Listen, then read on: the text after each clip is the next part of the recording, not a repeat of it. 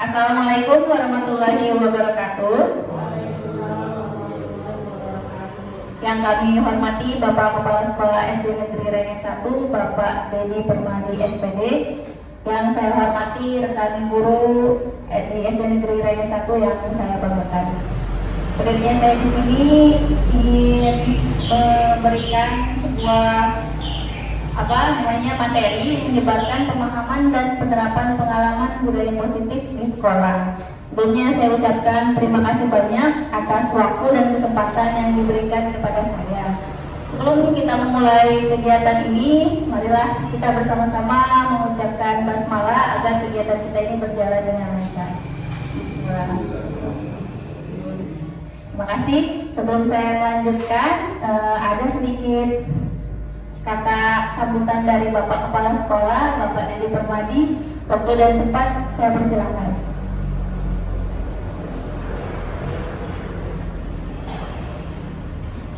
Bismillahirrahmanirrahim. Assalamualaikum warahmatullahi wabarakatuh.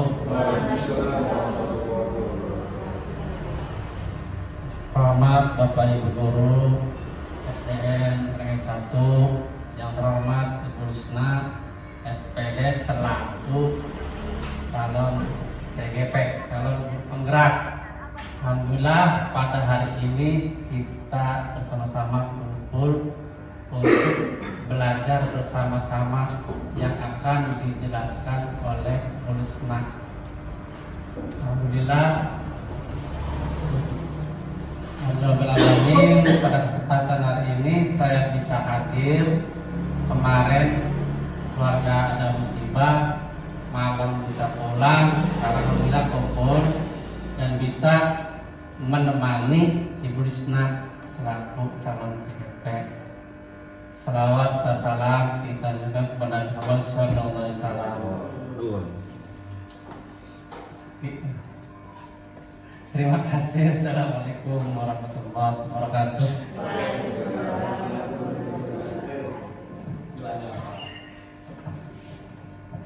Ya, Bapak Ibu, itulah sekian sambutan dari Kepala Sekolah SD Negeri 1. Semoga apa yang beliau sampaikan dapat bermanfaat bagi kita semua.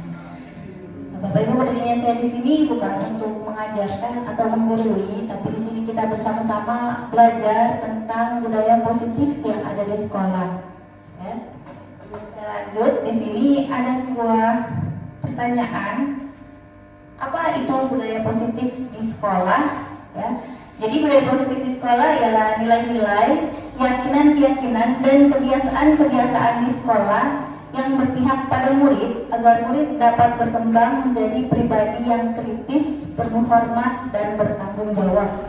Jadi itulah definisi budaya positif di sekolah. Kemudian dalam budaya positif ini ada beberapa konsep inti ya. Jadi seorang guru yang baik harus memiliki kemampuan dalam mewujudkan budaya positif di sekolah. Budaya positif tersebut dapat dijalankan dengan menerapkan konsep-konsep inti ini. Ada 6. Yang pertama disiplin positif, kemudian motivasi perilaku manusia, keyakinan sekolah atau kelas, yang keempat kebutuhan dasar manusia, yang kelima posisi kontrol guru, dan yang keenam segitiga restitusi. Mungkin Bapak Ibu guru bingung ya dengan keenam kalimat ini yang mungkin masih asing didengar, apalagi yang nomor 6, apa itu segitiga restitusi. Untuk itu di sini saya akan sedikit membagikan pemahaman saya tentang konsep inti dari budaya positif ini. Selanjutnya yang pertama konsep inti disiplin positif. Apa makna disiplin? Bapak Ibu, kita seringkali mendengar makna kata disiplin ya. Kita merasa kalau disiplin itu terikat dengan peraturan. Orang yang mentaati peraturan artinya dia disiplin ya. Jadi disiplin itu biasanya terikat dengan peraturan, padahal tidak ya. Disiplin itu berasal dari bahasa Latin disiplina yang artinya belajar. Disiplin diri membuat orang menggali potensinya menuju sebuah tujuan apa yang dia hargai. Namun dalam budaya kita ya saat ini, makna kata disiplin berubah menjadi sesuatu yang dilakukan seseorang untuk mendapatkan kepatuhan, yang jadi bukan datang dari diri sendiri. Padahal aslinya itu disiplin itu datang dari diri sendiri ya. Jadi bukan karena melihat peraturan akhirnya dia menjadi disiplin, tapi awalnya disiplin itu adalah rasa yang ada dalam dirinya, yang kemudian apabila tidak bisa seseorang itu disiplin maka dibuatlah peraturan itu ya. Jadi ada orang yang ibaratnya tidak bisa disiplin diri, maka dibuatlah sebuah peraturan, atau tidak sadar untuk menjadi disiplin, maka dibuat peraturan untuk supaya seseorang itu menjadi disiplin. Selanjutnya, disiplin positif merupakan suatu cara penerapan disiplin yang mengajarkan anak bertanggung jawab dan menumbuhkan kesadaran diri berdasarkan nilai-nilai kebajikan. Jadi disiplin itu harus ditumbuhkan agar anak menjadi sadar. Disiplin positif lebih ke arah disiplin diri yang dapat mengontrol diri dalam melakukan segala tindakan. Dapat membuat murid memahami dan menyadari berdasarkan motivasi internal. Jadi datangnya dari dalam diri sendiri ya. Kalau disiplin itu sebetulnya yang betul itu datang dari diri sendiri, bukan adanya paksaan atau karena sebuah peraturan. Sebagai pendidik, tujuan kita adalah menciptakan peserta didik yang memiliki disiplin diri sehingga mereka berperilaku mengacu kepada nilai-nilai kebajikan universal dan memiliki motivasi intrinsik atau motivasi dari dalam diri dalam perubahan perilaku ke arah yang lebih baik. Selanjutnya konsep inti yang kedua adalah motivasi perilaku manusia. Ada 3 ya. Yang pertama, untuk menghindari kenyamanan atau hukuman.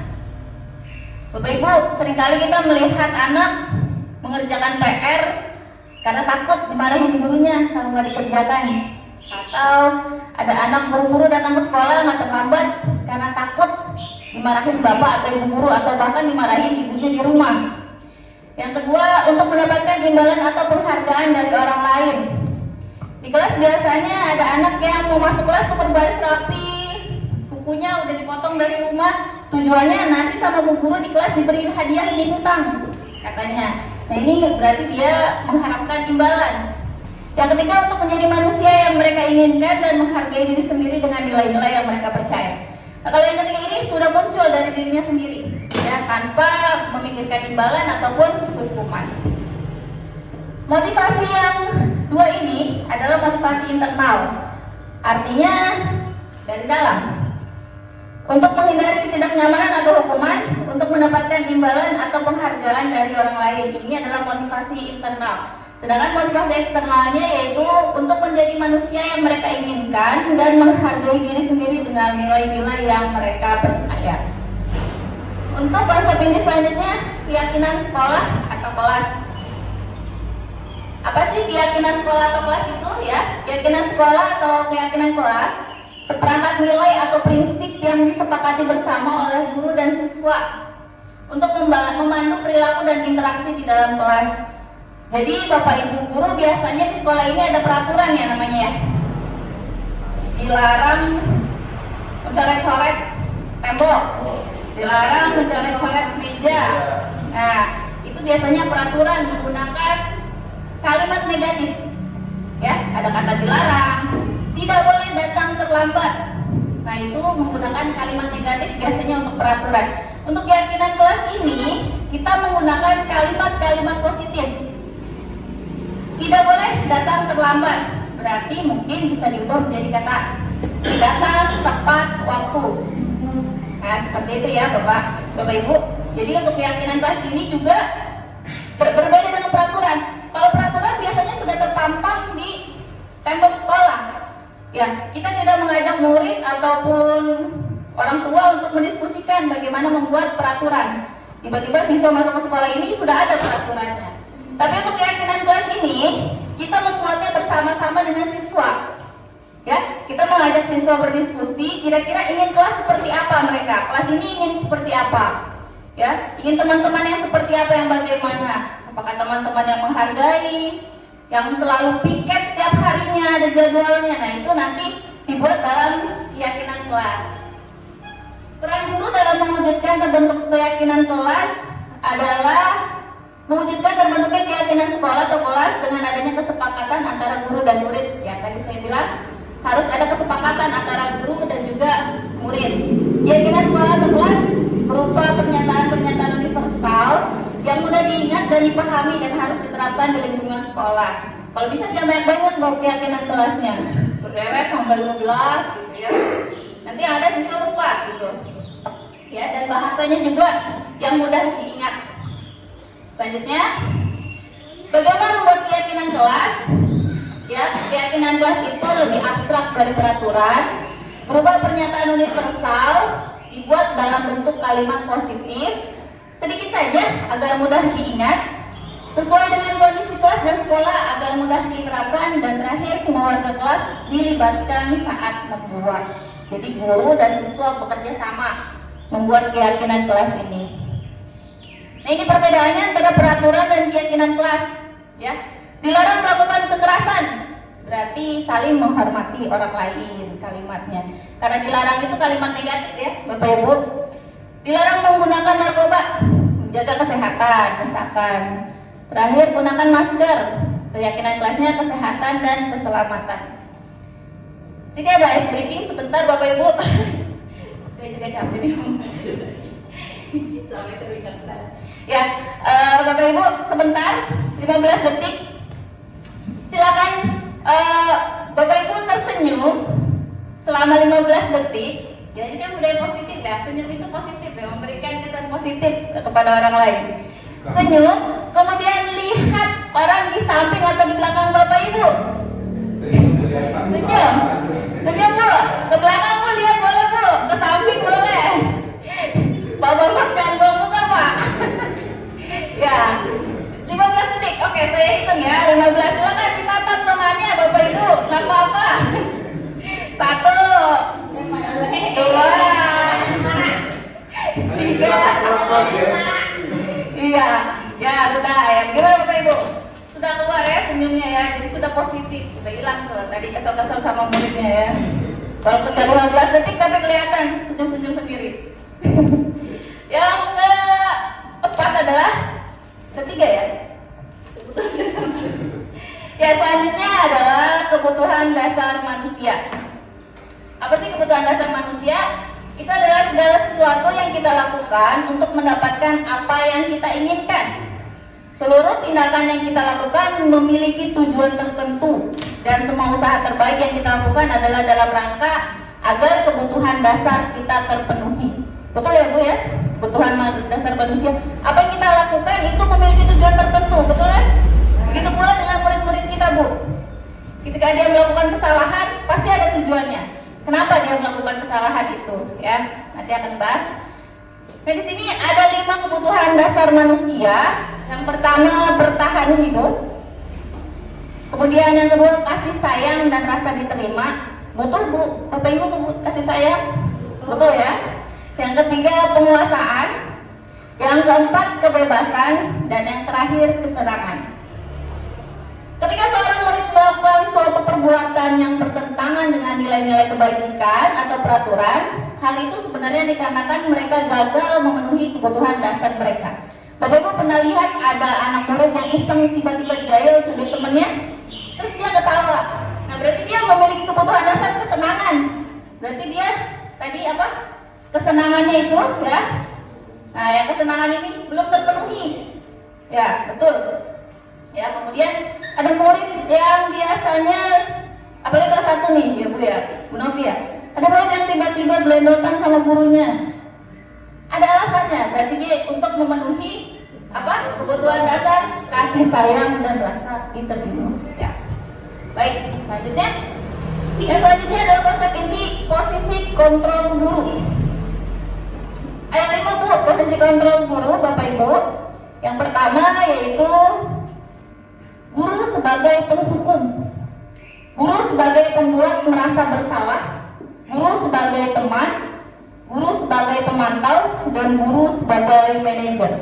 Kita lihat apa sih ini posisi kontrol guru yang kelima ini. Nah, ini di sini ada ya kalimat-kalimat yang diucapkan oleh masing-masing posisi. Yang pertama yang untuk posisi kontrol penghukum. Biasanya guru yang menghukum itu menghardik katanya Bu, menunjuk-nunjuk, menyakiti dan menyindir. Kalau menyakiti itu non verbal ya, kalau menyindir itu verbal biasanya. Dasar anak nakal. Ini udah termasuk posisi penghukum, apalagi sampai nyubit, mukul ya. Kemudian kata-katanya seperti apa sih guru penghukum itu? Kalau kamu tidak melakukannya, awas ya. Nah, pernah Bapak Ibu ngomong kayak gitu? Pernah pasti ya? Rasakan katanya. Kemudian hasilnya murid akan menjadi pemberontak dan menyalahkan orang lain. Kemudian cenderung sering berbohong untuk menutupi kesalahan. Kaitan dengan dunia berkualitas, murid meletakkan guru di luar dunia berkualitas. Muridnya akan berkata, biarkan saja, nanti juga marah-marah lagi katanya. Jadi sudah terbiasa dia dimarahi. Dampaknya murid akan mengulangi kesalahan karena sudah terbiasa dia. Posisi yang kedua itu sebagai pembuat rasa bersalah. Biasanya berceramah, mengatakan seharusnya kamu ya, terus ibu kecewa sama kamu. Nah, ini membuat siswa atau murid menjadi merasa dirinya bersalah atas tindakannya. Yang dikatakan guru biasanya, kamu seharusnya sudah tahu. Ibu lelah sekali mengatakannya. Ibu stres. Guru kelas 1, 2, 3 nih, ibu stres sama kamu dari kemarin nggak bisa baca katanya. Ya, ini termasuk posisi membuat rasa bersalah. Kemudian hasilnya murid akan menyembunyikan atau menyangkal dan berbohong. Yang kaitannya dengan dunia berkualitas, murid meletakkan guru di dalam dunia berkualitas dan murid akan berkata, maafkan saya, karena dia merasa bersalah. Dan hasilnya murid akan merasa rendah diri. Posisi yang ketiga yaitu teman. Posisi teman biasanya membuat alasan-alasan untuk muridnya. Gurunya akan berkata, ayolah lakukan demi ibu, masa kamu nggak mau? Ingat tidak, ibu pernah bantu. Nah ini kalimat yang dikatakan guru. Kemudian hasilnya murid akan menjadi ketergantungan kepada guru. Murid meletakkan guru sebagai orang yang sangat penting di dunia berkualitas. Kemudian muridnya akan berkata, saya pikir bapak atau ibu teman saya, ternyata begitu katanya. Hasilnya atau dampaknya, murid menjadi lemah, tidak mandiri dan bergantung kepada guru tersebut. Posisi yang keempat yaitu pemantau. Biasanya gurunya akan menghitung atau mengukur kesalahan. Dan dia langsung saja biasanya berkata, apa peraturannya? Kesalahan kamu apa? Nah seperti itu ya. Kemudian hasilnya menyesuaikan diri hanya bila diawasi. Ketika gurunya tidak mengawasi, dia akan berbuat salah lagi. Selanjutnya, kaitan dengan dunia berkualitas, murid meletakkan guru dan peraturan dan hukum di dunia berkualitas. Muridnya akan berkata, berapa banyak bintang yang saya peroleh, berapa halaman yang harus saya tulis. Ya, selanjutnya dampaknya menitik beratkan pada sanksi atau hadiah untuk dirinya. Ya biasanya kalau di pemantau ini, kalau muridnya berkelakuan baik dikasih hadiah, kalau berkelakuan buruk diberi sanksi. Yang selanjutnya, yang kelima, posisi control manager. Gurunya itu akan berbuat mengajukan pertanyaan-pertanyaan. Seperti apa pertanyaannya? Apa yang kita yakini? Ini terkait dengan keyakinan setelah atau kelas yang sudah dibuat oleh Bapak Ibu. Apa yang bisa kamu kerjakan untuk memperbaiki masalah ini? Kemudian hasilnya menguatkan pribadi murid. Dan kaitan dengan dunia berkualitas, murid meletakkan dirinya sebagai individu yang positif dalam dunia berkualitas. Kemudian murid akan berkata, bagaimana caranya saya bisa memperbaiki keadaan? Di sini murid akan mencari solusi sendiri Bapak Ibu, lebih mandiri dan menyadari kesalahannya. Yang kedua, dampak pada muridnya, mengevaluasi diri dan bagaimana cara memperbaiki. Panjang ya ini. Selanjutnya ini, posisi kontrol hukum ini biasanya masih diterapkan oleh kita ya Bapak Ibu. Alasannya mempercepat penyelesaian masalah. Padahal dari posisi penghukum ini murid menjadi pendendam, pemberontak, dan menyalahkan orang lain. Bapak Ibu mungkin masih ingat waktu saya SD saya pernah dihukum sama guru A, sama guru B. Mungkin sampai sekarang masih teringat. Itulah dampak dari posisi penghukum. Selanjutnya membuat merasa bersalah. Sebetulnya membuat merasa bersalah ini lebih parah daripada posisi penghukum. Karena dari posisi pembuat merasa bersalah ini murid akan tertekan, ya. Tiba-tiba dia akan meletus amarahnya sehingga dapat menyakiti diri bahkan orang lain. Ini lebih parah dari penghukum ya Bapak Ibu. Selanjutnya posisi sebagai teman, ya. Posisi sebagai teman ini guru tidak akan menyakiti seperti hal bertindak dengan teman atau seperti teman ya. Mereka tetap mengontrol melalui persuasi, bersikap akrab, berkata ramah ya. Tapi dampaknya ini ada dampak positif dan dampak negatif. Dampak positifnya menjalin hubungan baik dengan guru dan murid, menjalin kedekatan juga. Tapi dampak positifnya murid akan ketergantungan dengan guru tersebut ya. Mungkin dia akan baik pada guru itu tapi tidak dengan guru yang lain ya. Murid akan berlaku baik hanya pada guru tertentu dan akan semaunya jika bertemu guru yang lain. Selanjutnya posisi pemantau atau mengawasi. Di sini posisi pemantau ini biasanya menggunakan sanksi atau konsekuensi. Jadi dia nggak ada basa-basi. Kamu terlambat, sanksinya ini langsung dikasih tahu, ya. Nah di sini seorang anak dia tahu dia melanggar tata tertib itu dan dia akan menjalankan sanksi ya. Mengandalkan biasanya seorang pemantau ini mengandalkan perhitungan catatan dan data yang digunakan sebagai bukti atas perilaku seseorang. Akibat dari posisi kontrol ini, murid memahami sanksi yang harus dijalankan karena telah melanggar salah satu tertib. Tapi biasanya tidak sadar, ya. Jadi bukan datang dari dirinya. Yang selanjutnya adalah posisi manajer. Posisi di mana guru melakukan sesuatu bersama murid dan mempersilahkan murid mempertanggungjawabkan perilakunya. Di sini bukan pada kemampuan membuat konsekuensi, namun bagaimana berkolaborasi dengan murid dalam memperbaiki kesalahan yang dilakukan. Jadi guru tetap bertanya kepada murid apa kesalahannya, sehingga si murid sadar dia salah. Kemudian kira-kira apa yang dia lakukan untuk memperbaiki kesalahan tersebut. Ya. Dampak posisi kontrol guru, kalau Bapak Ibu sebagai penghukum, dampaknya nanti murid jadi pendendam, tidak menyukai guru atau mata pelajaran yang diampu. Guru sebagai pembuat merasa bersalah, dampaknya membuat murid merasa bersalah. Ini disebut identitas gagal, rendah diri dan menarik diri dari lingkungan.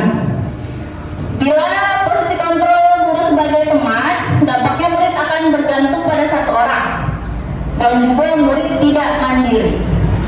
Dampak yang guru sebagai pemantau, murid akan menghitung konsekuensi dan hadiah tanpa memahami sepenuhnya nilai kebajikan yang dituju dan tidak sepenuhnya mandiri.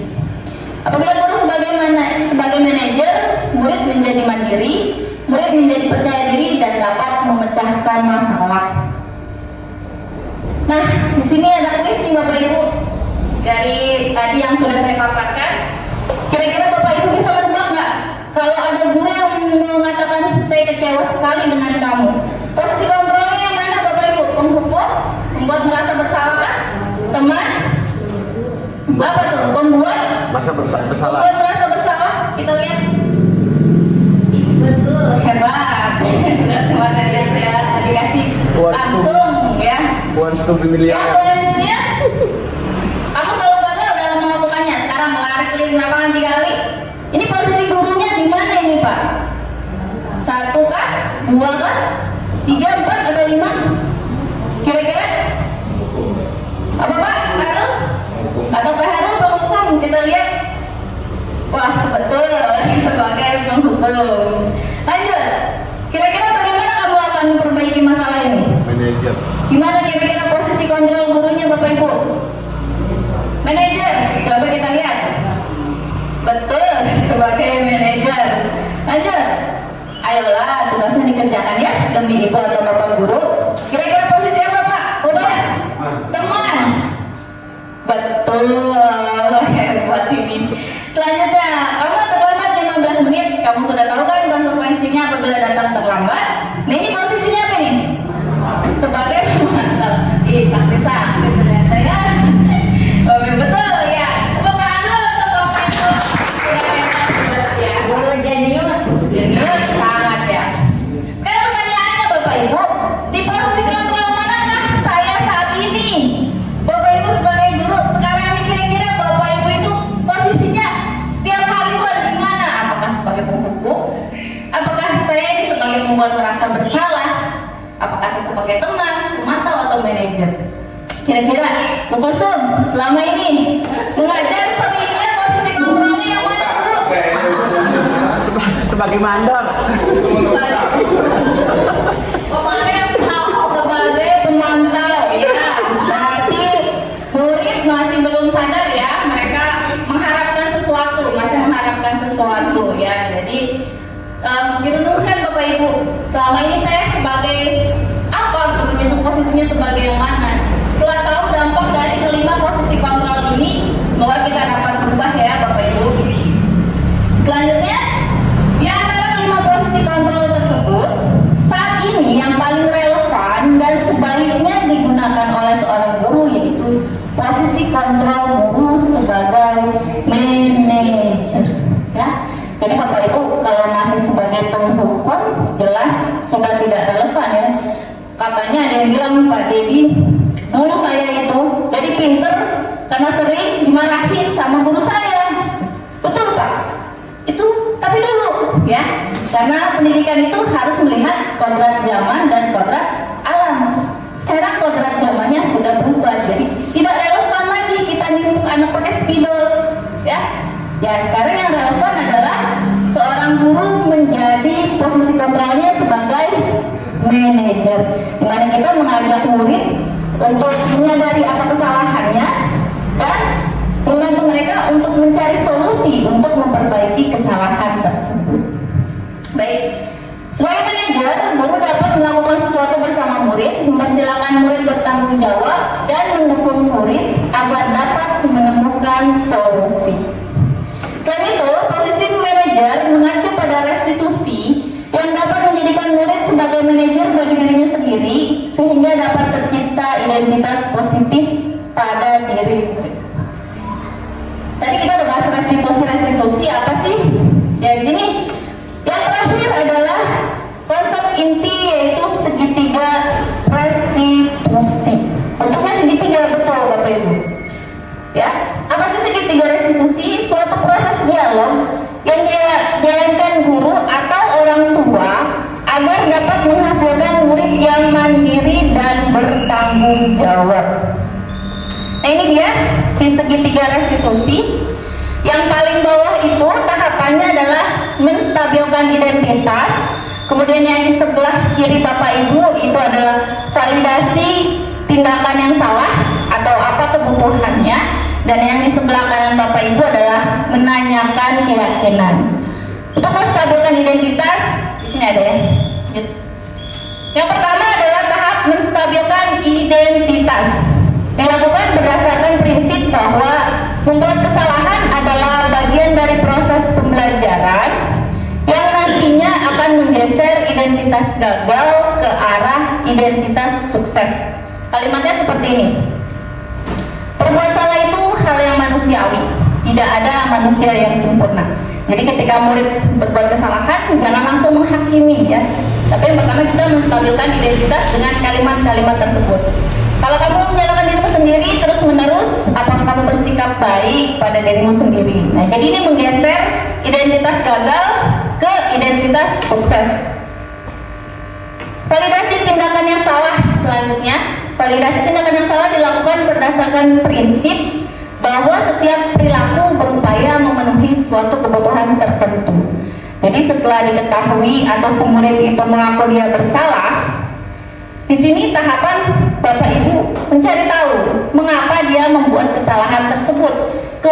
Tadi apa kebutuhan dasar apa yang dia butuhkan? Yang tadi sudah kita bahas, ya. Pertanyaannya biasanya kamu pasti punya alasan mengapa melakukannya, ya. Jadi kita harus tahu dulu Bapak Ibu ketika anak nyubit temennya, jangan langsung dimarahin.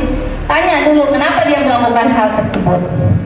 Apakah hanya untuk bersenang-senang gitu ya? Apa yang penting bagi kamu? Maukah kamu belajar cara lain untuk mendapat yang kamu butuhkan tanpa harus memukul? Nah, ini validasi tindakan yang salah. Selanjutnya, menanyakan keyakinan.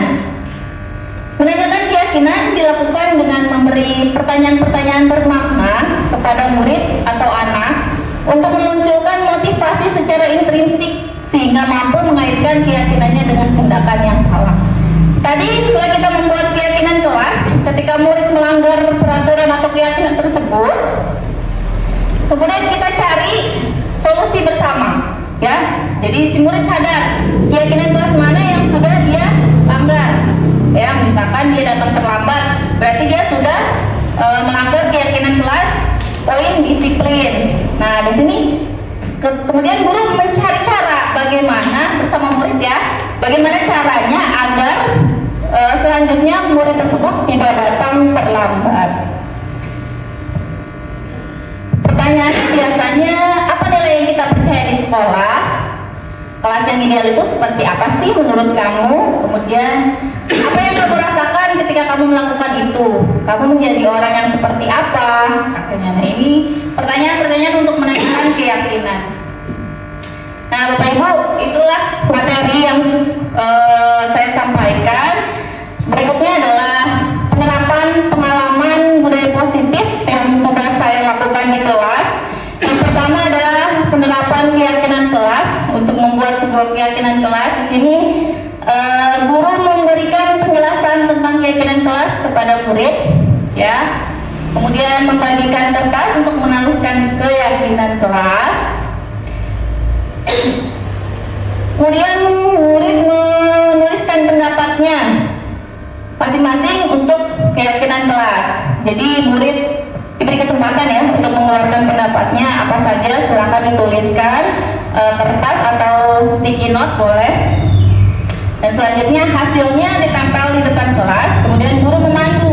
Jadi biasanya ada kalimat yang sama antara murid satu dan murid yang lain. Nanti kita samakan untuk menjadi sebuah keyakinan kelas. Selanjutnya penandatanganan keyakinan kelas bersama, tandanya sudah setuju ya. Dan jangan lupa Bapak Ibu, biasanya nanti ada konsekuensi apabila melanggar peraturan, melanggar keyakinan kelas, nanti bisa dituliskan konsekuensinya dan didiskusikan bersama. Selanjutnya adalah penerapan segitiga restitusi. Ini pengalaman yang sudah saya lakukan, bisa ditonton Bapak Ibu. Ya, nah, Ibu lihat tadi pagi kamu datang terlambat. Kemarin kamu juga sering datang terlambat kan? Iya Bu, saya datang terlambat. Kamu pasti tahu kan aturan di sekolah kita bahwa murid harus hadir di sekolah pukul 7.15. Tahu Bu, Menurut kamu sudah berapa kali kamu datang terlambat? sudah lebih dari 3 kali Bu. Ya, nah, terlambat itu satu kesalahan yang manusiawi. Setiap orang bisa saja mengalaminya. Akan tetapi bukan berarti kamu boleh terlambat seperti itu. Apalagi melihat ini sudah jadi kebiasaan. Tentu hal itu akan berakibat buruk untuk diri kamu ke depannya. Nah sekarang coba kita cari solusinya bersama ya. Setuju? Ya, setuju Bu. Kamu sering datang terlambat pasti punya alasan.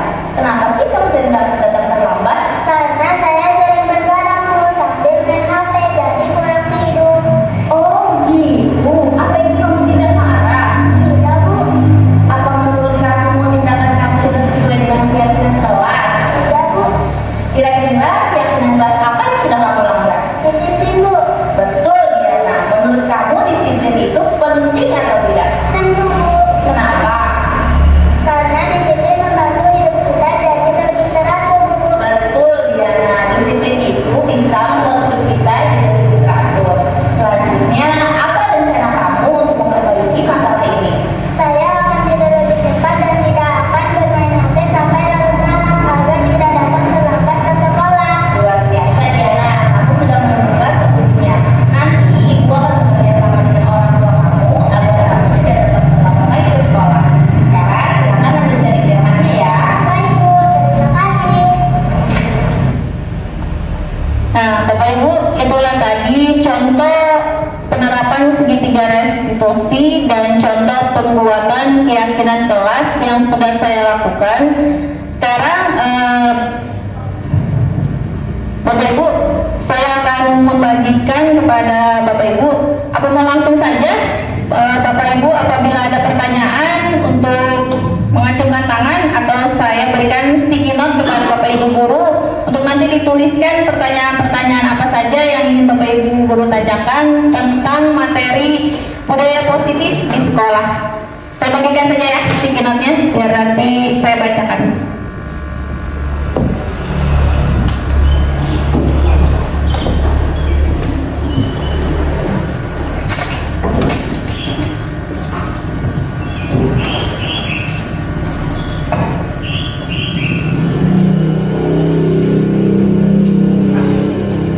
Sekarang Bapak Ibu guru yang mau bertanya dituliskan pertanyaannya apa, nanti akan saya jawab atau kita diskusi bersama-sama apabila saya tidak bisa menjawab.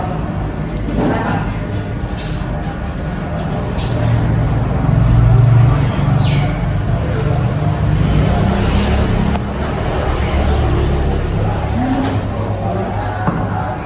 Ya, silakan Bapak Ibu dituliskan saja pertanyaannya, tidak perlu menggunakan nama, ditulis saja tentang tadi materi yang sudah sampaikan. Apabila ada yang mengganjal di hati Bapak Ibu, ini saya nggak paham nih tadi Bu Lisna menjelaskannya bagaimana gitu.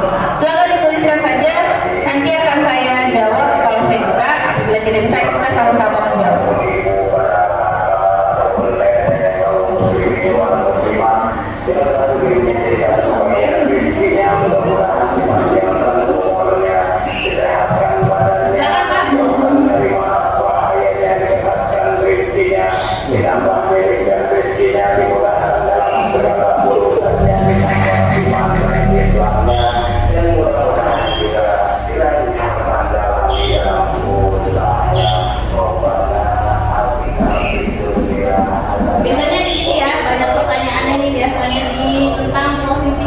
kontrol. Kalau tidak ada pertanyaan, nanti saya bertanya. Saya sih.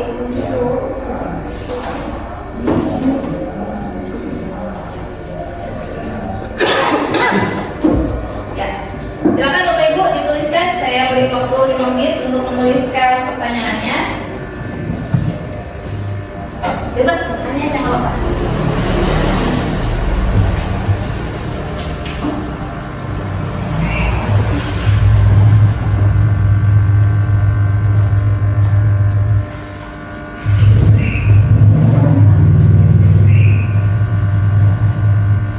Langsung aja ya.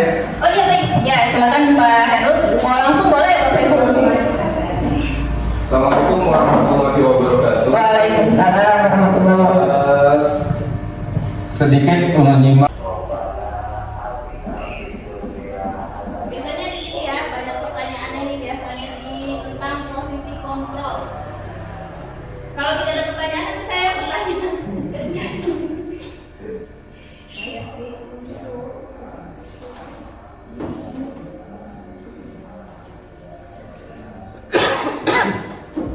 Ya, silakan Bapak Ibu dituliskan. Saya beri waktu 5 menit untuk menuliskan pertanyaannya. Bebas bertanya, jangan lupa.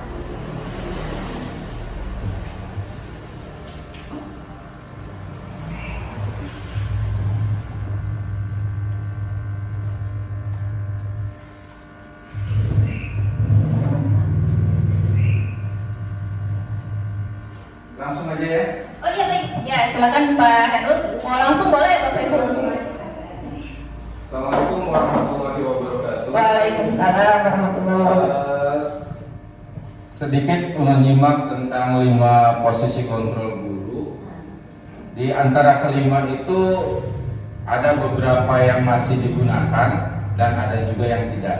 Nah, yang saya tanyakan, dari kelima posisi kontrol itu yang tepat digunakan apakah cukup 1 atau boleh lebih? Itu yang saya tanyakan. Terima kasih atas waktunya. Kurang lebihnya mohon maaf. Assalamualaikum warahmatullahi wabarakatuh. Ya baik, terima kasih Pak Herul atas pertanyaannya. Dari 5 posisi kontrol guru itu, apakah boleh menggunakan 2 posisi kontrol gitu Pak? Iya. Misalkan di mix posisi penghukum dengan teman gitu, ya. Sebetulnya seperti yang tadi saya jelaskan, yang paling relevan dan yang paling baik adalah posisi sebagai apa Bapak Ibu? Betul, sebagai manajer. Nah, yang paling baik dan yang relevan saat ini adalah guru sebagai manajer. Tapi bagaimana kalau saya sebagai penghukum juga sebagai teman? Ya, 2 posisi kontrol ini misalnya saya lakukan, saya hukum, tapi saya deketin lagi habis itu katanya. Ya tetap saja ya Bapak Ibu, ini tidak relevan karena memiliki dampak negatif bagi murid kita.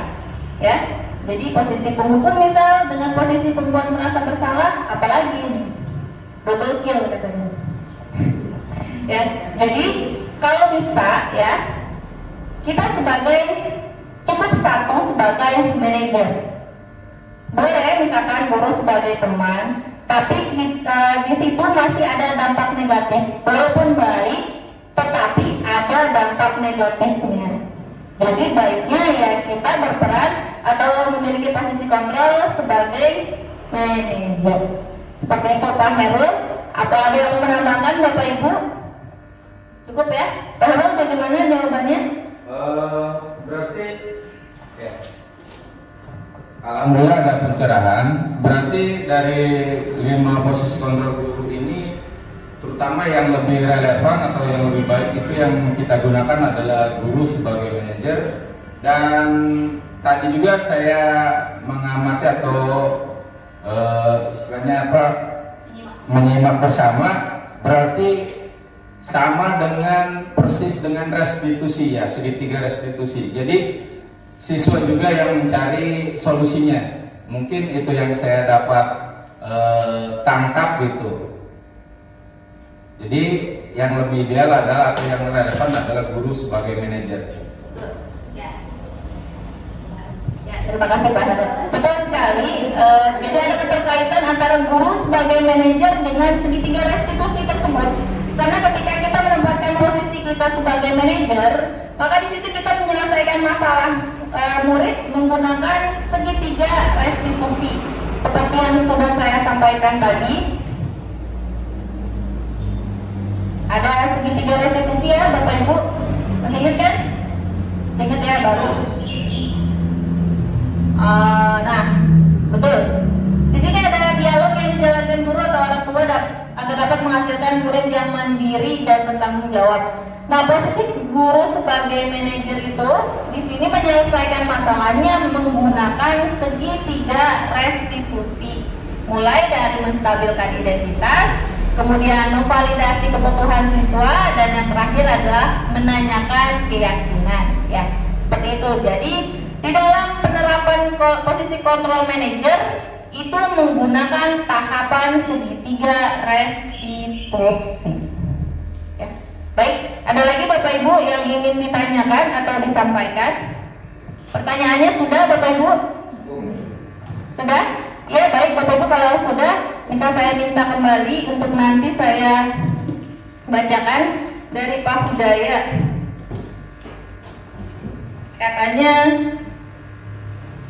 di sini ada pertanyaan, bagaimana menimbulkan efek jera terhadap murid tetapi tidak membuat murid merasa dihukum? Bagus ya pertanyaannya. Jadi gimana caranya supaya murid nggak mengulangi kesalahannya lagi, tapi dia nggak merasa dia sedang dihukum ya Pak ya? Betul. Ya, baik Bapak. Sebetulnya mungkin bukan efek jera yang harus diberikan, tapi mungkin kesadaran kepada murid tersebut bahwa hal yang dia lakukan itu adalah salah, ya. Dengan posisi kontrol sebagai manajer dan menerapkan tahapan segitiga restitusi, ya. Sebelumnya Pak Hudaya sudah mencoba belum?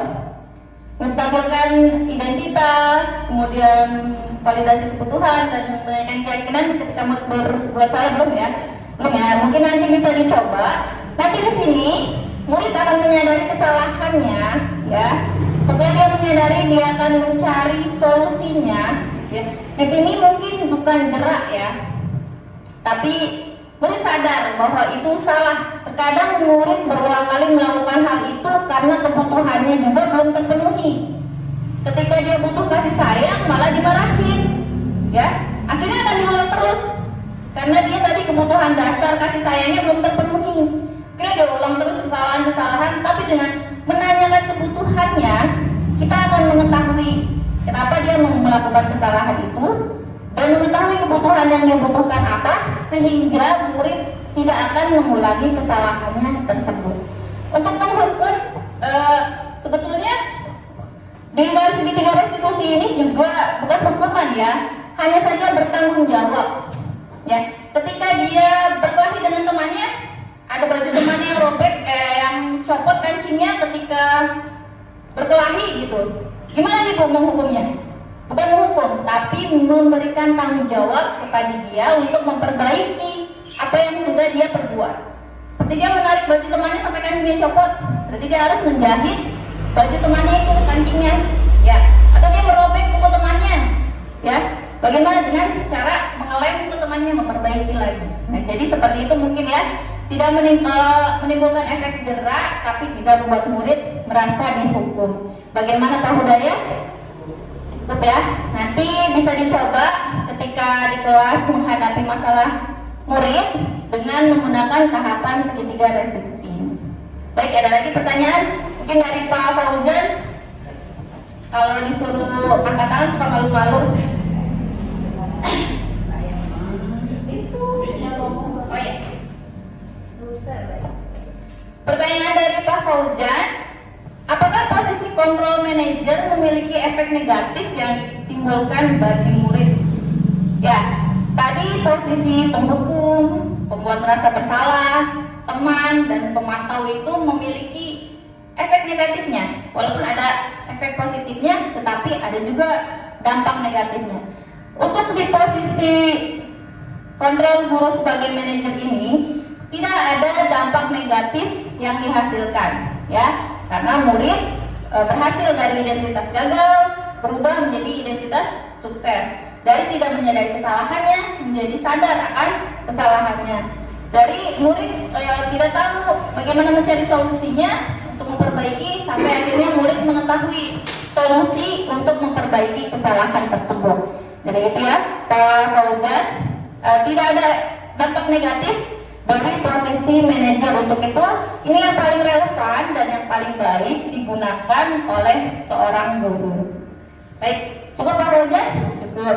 Ada lagi pertanyaan dari Bu Novi mungkin?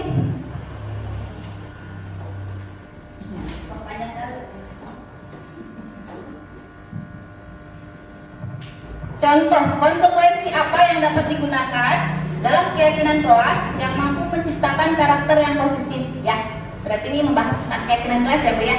Misalkan kita sudah membuat keyakinan kelas, tadi seperti yang saya bilang jangan banyak-banyak Bu keyakinan kelas ya. Bisa 5 atau 6, jangan sampai 10, 15 gitu ya, murid jadi pusing nanti. Dan juga kalimatnya tugas gitu ya, mudah diingat oleh siswa. Kemudian apa sih konsekuensinya yang kira-kira mampu menciptakan karakter yang positif? Misalkan murid melanggar peraturan disiplin, dia datang terlambat misalkan ya Bu ya. Kira-kira konsekuensinya apa nih yang menciptakan karakter yang positif? Jadi nggak boleh misalkan kamu datang terlambat push up, nggak boleh ya. Itu sama dengan apa Bapak Ibu? Betul ya. Jadi kalau ada murid datang terlambat, coba kamu lari dulu keliling lapangan 3 kali. Nah ini tidak boleh ya. Jadi konsekuensi yang diberikan pun harus menciptakan karakter yang positif. Betul Bu Novi? Misal contohnya ketika ada murid yang terlambat, konsekuensinya membaca surat pendek.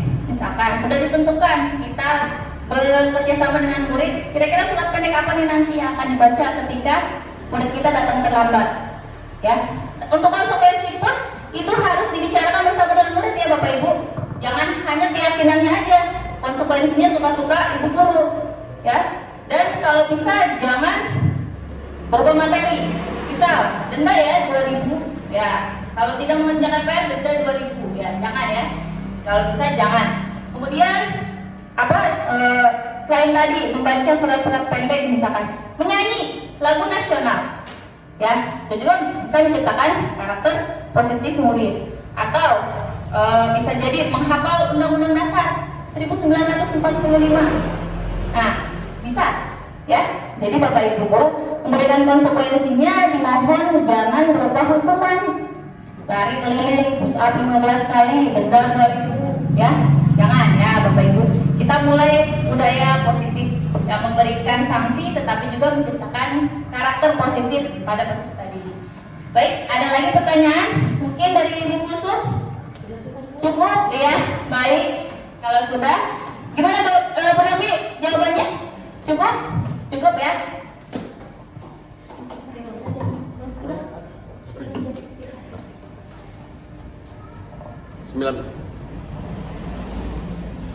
Ya baik Bapak Ibu, demikianlah sudah